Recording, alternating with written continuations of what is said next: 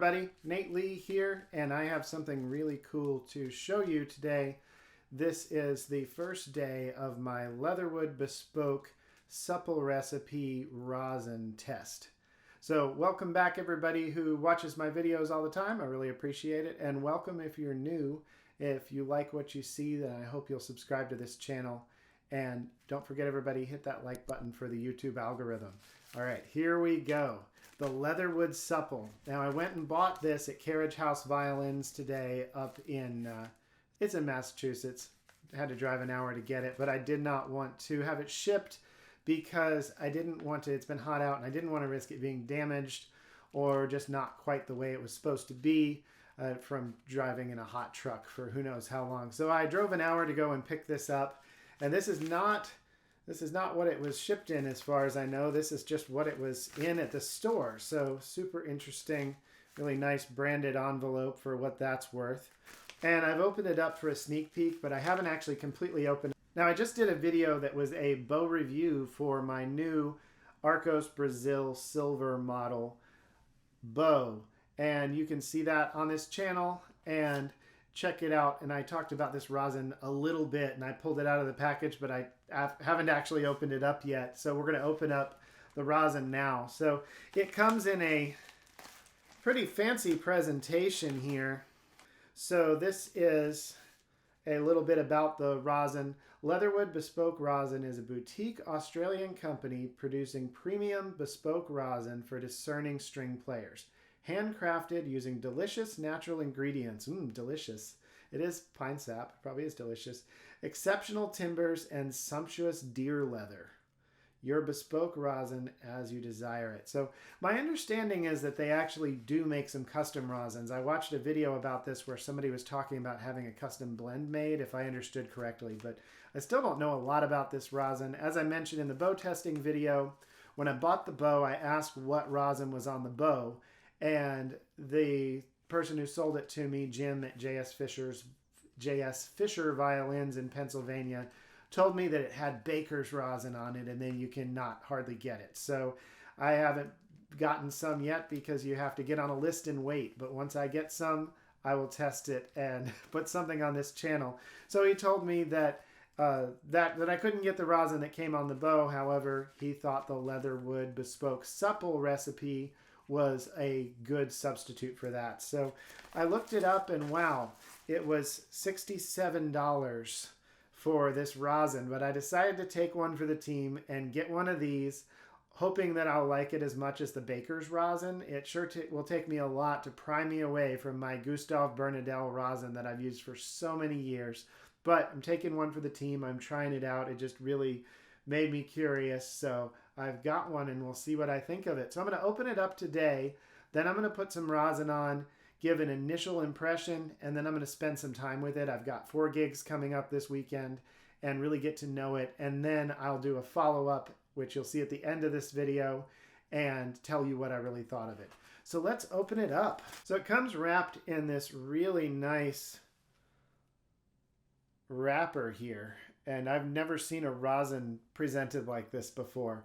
And you know, usually I tell people if a rosin comes on a block of wood, which this does, I usually tell them if a rosin comes on a block of wood, it's probably not good. But this one is supposed to be a big exception to that, and it better be for $67.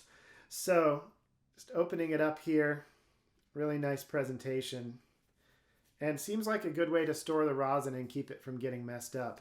So we'll just set this aside. And it's wrapped in some kind of wax paper stuff. Again, super good presentation.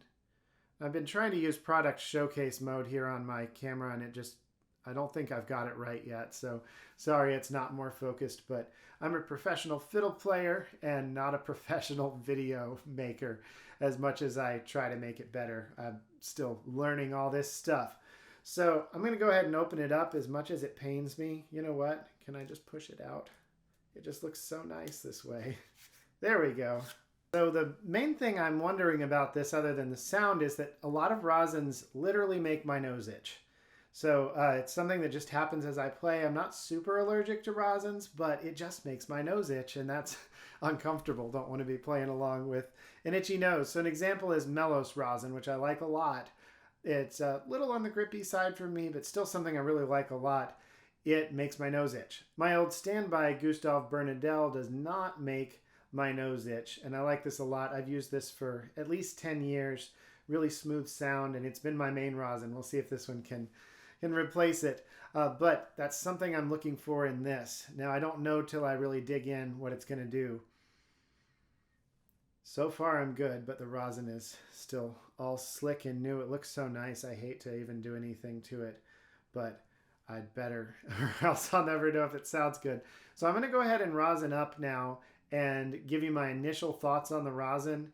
And then, as I mentioned, I'll spend the weekend gigging on it and get back to you at the end of this video to let you know what I thought about it. So my bow does still have some Gustave Bernadel on it, but I have pretty much played it all off of here. So I'm going to go ahead and rosin it a little bit. There's a lot of methods for rosining the bow. I prefer this one, but there's a lot of ways to do it. Contrary to popular belief, you do not need to scratch up your rosin before you use it. In fact, you should not scratch up your rosin before you use it. If you can, if you absolutely must, use a very, very smooth grit sandpaper, but you really don't need to do that. Your bow hair will do the job. Do not use a key. You'll hear about people using a key to scratch up their rosin. All that does is break your bow hair. That's not going to help you with anything, so don't do it. So I'm just going to go ahead and apply it. I'm not going to put very much on it first, but I also am not going to know right away how much am I even getting on here. Like just what I did there, barely scuffed it at all. But it's worth taking the time to just naturally start your rosin. It comes off better that way. You don't have to worry about breaking bow hairs either, because bow re-hairs are not cheap. All right, we'll have a look. So that much, it started it. You know, it's not perfectly flat there, but it started it some places and looks pretty good down here. I'm going to bow all the way to the, or rosin all the way to the frog because I'm way big into chopping. Try not to chip it up too soon. By the way, I just finished up my fiddle chop shop class and I taught all the different techniques I know about chopping. It works in all different styles. And the live class is over, but you can still buy the course. You can access all of the videos permanently and all the PDFs and all that stuff. It'll be just like you were in the live class, minus the time we spend hanging out and chatting before and after. Come to my next workshops. I don't know what I'm going to do next, but come to my next workshops. We hang out before and after and chat and have a great time. So anyway, I've gotten a little bit of this off of there. I'm going right up to the edge for chopping here on the frog side.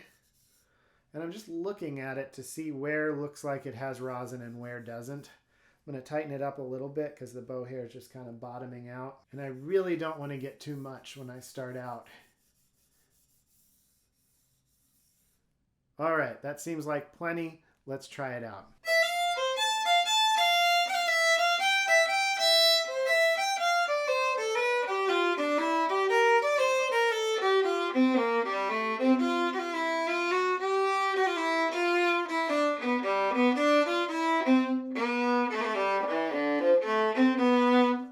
I forgot to loosen my bow back to where I like it, but so far I'm pretty happy with it.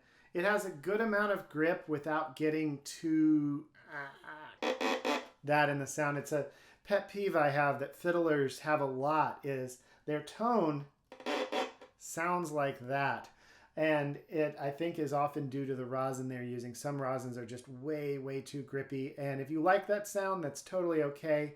But I like a smoother sound. So far I'm liking this. I've got my bow back to where I want it to be right now, which is just a little under a pencil's width gap here in the middle. And I've cleaned off my strings. Usually I don't like the sound right away when I've cleaned off my strings, but once a little rosin gets on there, I do like it. So let's see what happens.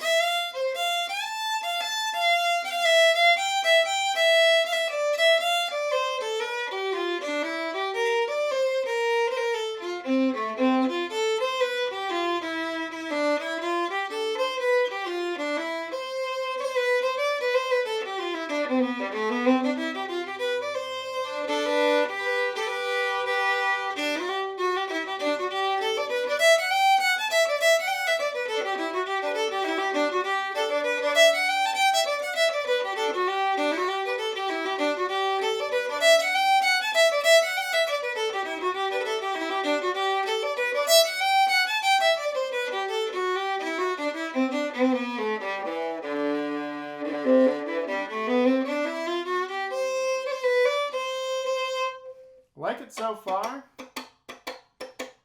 It's good for the bow bouncy things I like to do. This is something I teach in that fiddle chop shop course, by the way. As is, or are, these other techniques like the bluegrass crunchy chop. And all that stuff. Not the triplet chop, because that thing, that it doesn't work like most of the time I try it. So I'll keep practicing that. Maybe eventually I'll put that in a course. But for now, you're on your own. So it's nice. So like the baker's rosin, this has a lot of volume to it. It has a lot of meat to the tone. It's just a fat tone. It's very just rich.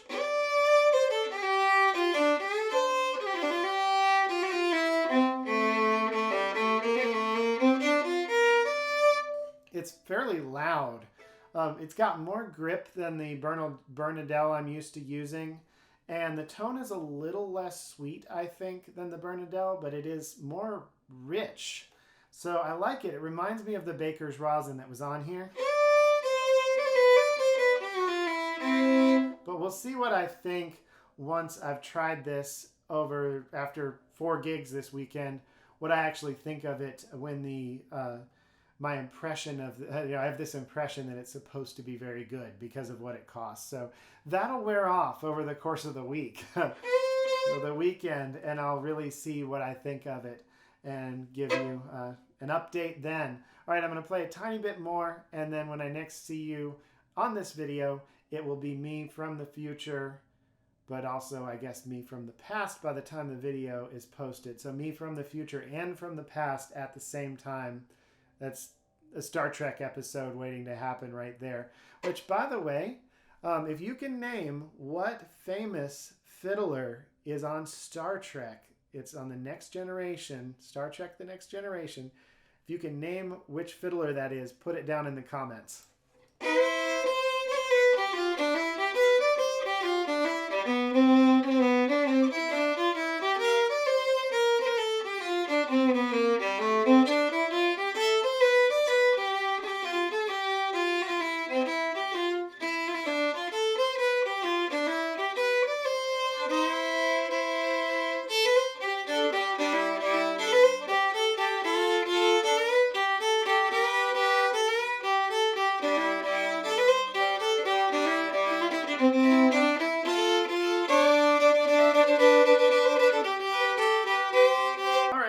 I'm back. It's been a couple of weeks. I've played 4 gigs on this Leatherwood Bespoke Supple Rosin, and I've taught a lot of music lessons using it, done a lot of fiddle practice, and a lot of fiddle playing with this rosin, and I like it.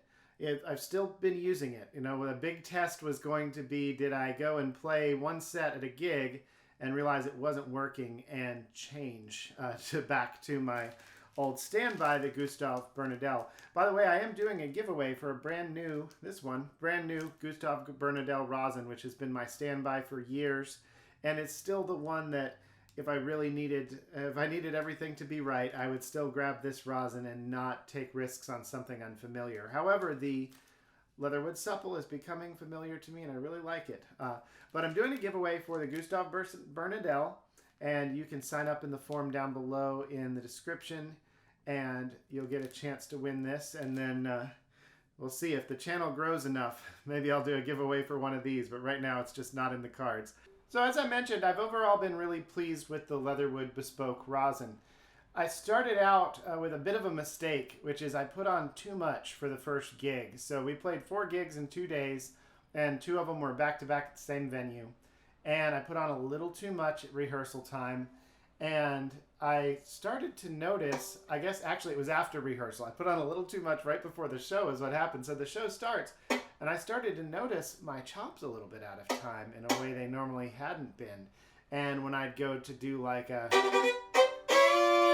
one of those types of things, it just wasn't quite right, and I realized I'd put too much rosin on and I'd let it get too grippy, and the response was coming sooner than I expected, sooner than what I'm used to with my Gustave Bernadelle rosin. I can't seem to say Bernadelle today. All right, so my Gustave Bernadelle rosin is a lot smoother, and it's less grabby. It's also, you could say, it's less responsive, as in the note comes out a little later than with some rosins after you start moving the bow.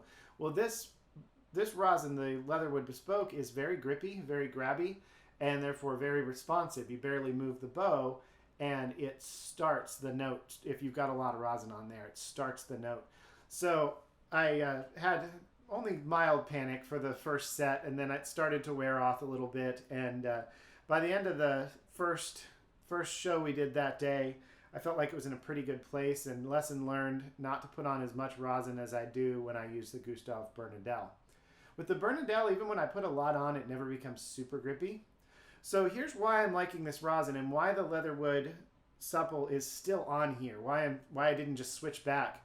What I like about it is that it makes a very, very bold tone without being shrill at all. And there's some extra depth this rosin adds.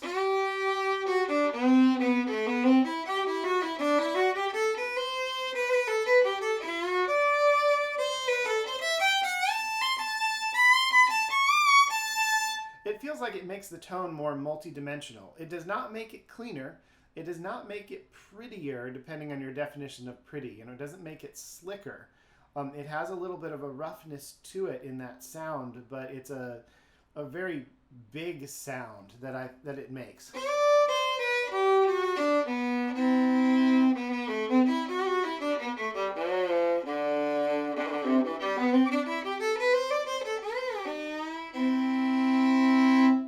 And it's got a little more of that, some people call it a fuzzy sound.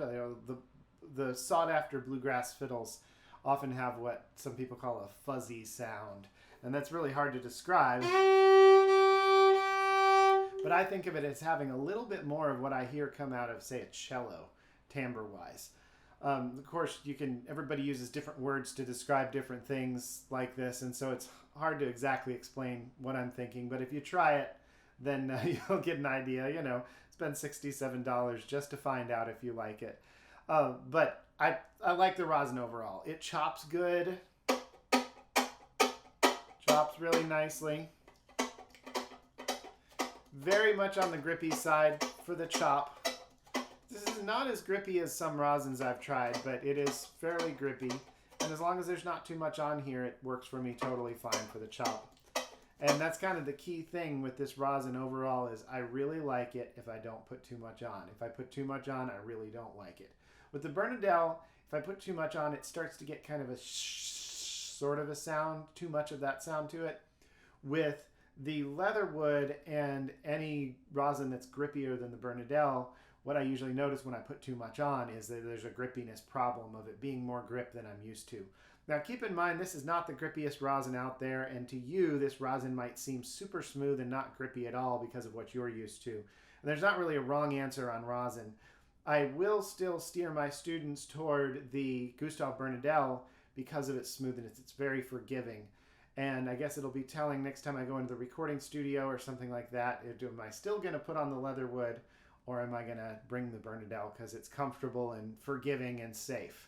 So we'll see what I do. I may end up using this longer. I may just switch back, and the big test will be, now that I put in some time on this, for me to go back and try the 𝐵 again, remember what that was like, and see if that was truly the best thing ever, or if this is actually better. So I'll mention in an upcoming video sometime what I've done. Feel free to ask me about it in the comments of future videos too, and I'll update you on it. So that's the Leatherwood Bespoke. Really nice rosin, very expensive rosin. Should you rush out and buy one? No, I wouldn't rush out and buy one unless you've got the extra money to spend just to try it. But it'd be worth trying some if you know somebody that will let you try it, or that there's a store maybe that has a display model you can try some of and see what you think. And hey, if you got money burning a hole in your pocket, go ahead and buy it, try it, and give it to a friend if you don't like it. So that's the Leatherwood Bespoke. It's staying on my bow for now. We'll see what happens over time. But I really like it. Still keeping my old standby, the 𝘀𝐸𝐵 in my case. And if you would like to win one of my old standby, this one, the 𝘀𝐸𝐵, there is a form down below. You can enter a drawing for it, and somebody is going to win this rosin. All right, I'll play a tiny bit more for you, and then I'll sign off because I bet this is a really long video already. All right. Bye, everybody.